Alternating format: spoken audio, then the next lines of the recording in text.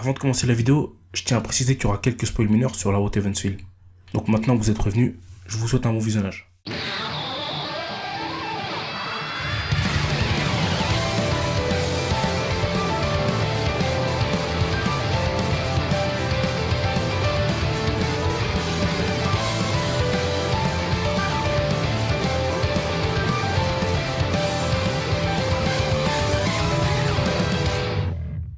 Yo, aujourd'hui on parle d'Emi Hashiro, et plus particulièrement de la perception qu'ont les gens de ce personnage. J'ai vu énormément de commentaires négatifs à l'encontre de Shiro sur les réseaux sociaux, l'accusant principalement d'être chiant, naïf, idiot, inintéressant, et même misogyne. Donc dans cette vidéo, je vais répondre à ces horribles accusations, et vous verrez que son cas n'est pas aussi simple qu'il en a l'air.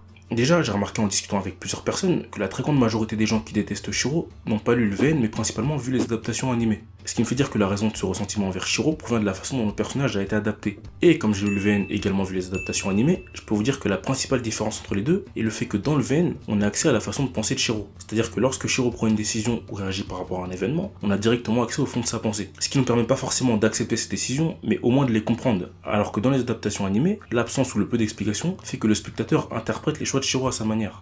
Exemple, l'épisode 12 du BW qui correspond au jour 11 du VN où Taiga se fait kidnapper par Caster. Dans le VN, Shiro est furieux que Taiga soit pris en otage et il est sur le point de perdre les pédales. Il dit ceci: je suis en colère. Je suis tellement en colère que ma vision est sur le point de virer au rouge. Je ne savais pas qu'on devenait calme une fois que la colère avait dépassé un certain stade. La tension entre Rin et Caster devient électrique et Shiro sait que si Rin tente quelque chose, Caster tuera Taiga et il dit ceci: sitôt Saka bouge, je la tue avant Caster.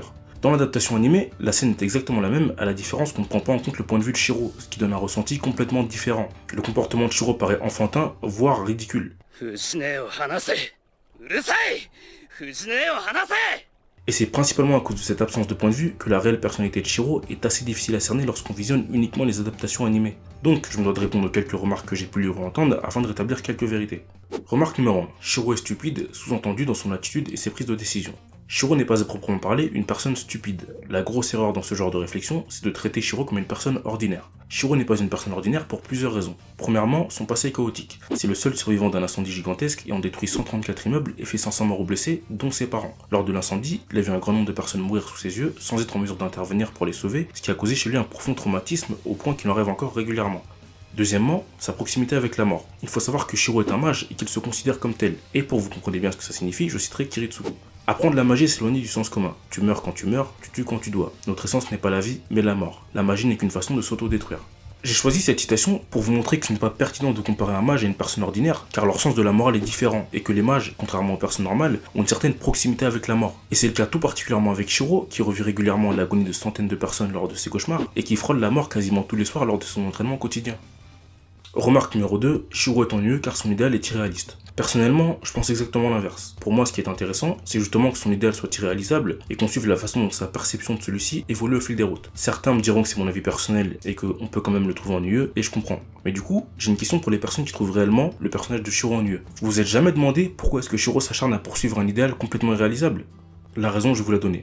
Elle est très simple et assez évidente une fois qu'on a cerné le personnage de Shiro. Shiro est brisé mentalement. Autrement dit, il est mentalement malade.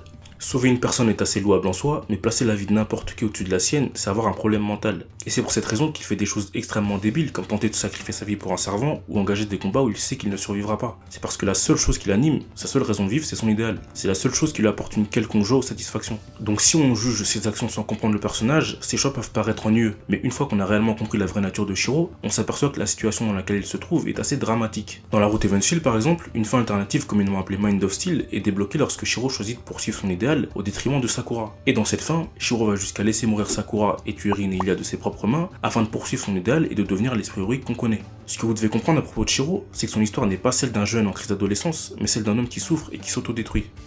Pour finir, je parlerai des fameuses citations de Shiro. La première, quand on fête son anniversaire, en fait sa naissance, c'est simplement sa réponse à Miu qui lui demande ce qu'est un anniversaire. Pour la deuxième phrase, ici, Shiro tente d'expliquer à Archer que ce n'est pas parce qu'il a objectivement raison que le chemin qu'il emprunte est le bon. D'ailleurs, la phrase d'origine peut être traduite de plusieurs manières différentes telles que « ce n'est pas parce que tu as tort que c'est forcément une vérité » ou « avoir raison ne fait pas tout ».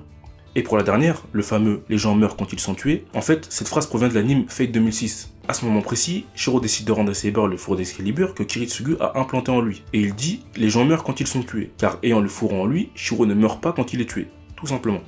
Voilà, c'est tout pour cette vidéo. Je vous remercie d'être resté jusqu'au bout. Si vous avez des questions ou autres, mettez tout en commentaire, j'y réponds. Sur ce, bonne journée, bonne soirée.